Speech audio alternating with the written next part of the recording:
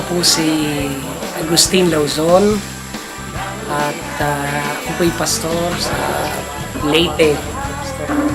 At ako po ngayon ay naka-enroll dito sa Harvest Philippines ng Campus Crusade sa pangunguna po ni Pastor Seth. Nagpapasalamat ako sa Lord dahil binigyan ako ng ganitong pribilehiyo na napakagandang na mga bagay na natututunan namin dito. Purihin ang Panginoon. At nawa ang prayer namin, sana maipagpanalangin nyo rin kami na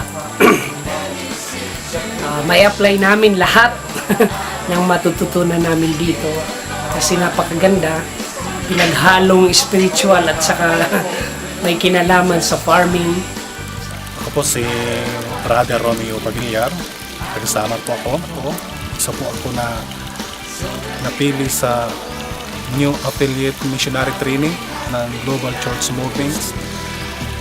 Tulungan niyo po ako sa prayer na habang nandito ako na patuloy magbigay siya sa akin ng kalakasan, ang family ko na maligtas sa lahat ng uri ng mga sakit, karamdaman habang wala po sa kanila, na i-provide niya ang mga pangangailangan ng aking family, lalo pat mayroon akong nag-aaral sa kolehiyo, mayroon akong 6 buwan na baby. Tuloy idalangin din po yung mga kasamahan ko po dito na iniwan din ang kanilang mga mahal sa buhay upang magkaroon ng training dito.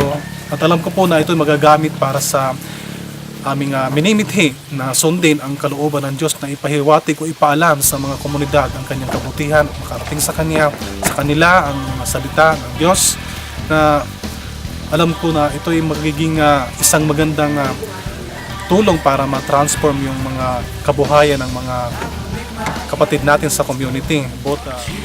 Hello, ako po si Pastor Ricky Pantos, and for me, opportunity na nandito ako ngayon sa Leyte, dito sa isang farm para sa aming pag-aaral regarding sa community transformation using the natural farming. Isang bagay yung nagbigay challenge sa akin why I obey the Lord and to decide to go dito sa lugar na ito is nakita ko na magagamit ko ang pag-aaral kong ito hindi lang para sa aking sarili kundi papaano magamit ito na papaano mas makapasok sa community na may dalang technology regarding natural farming. Isa sa mga ninanais ko na ipag-pray nyo sa amin is yung aking 10 na mga classmate na sana matapos namin ito at mas matuto pa kami sa training na inihahanda sa amin ng GCM team.